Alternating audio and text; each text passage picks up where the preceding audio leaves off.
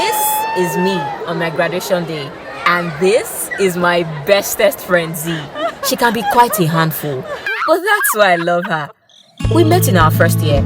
I was sitting in class, overwhelmed with all the coursework that week. All of a sudden, this girl sits next to me and says, "I've decided we are going to be friends." Yeah, who be this one? Before I could reply, she added with a smile, "Don't argue, my mind's made up. My name is Z." And we've been best friends ever since.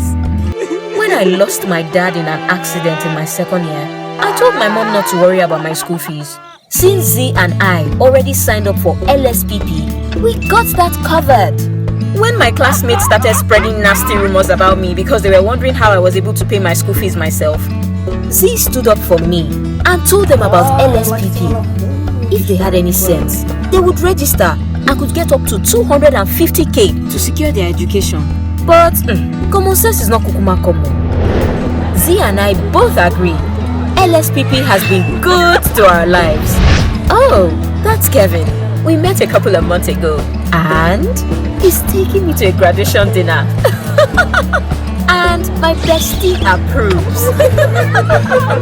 Keep moving, even when life halts, with the Leadway Student Protection Plan.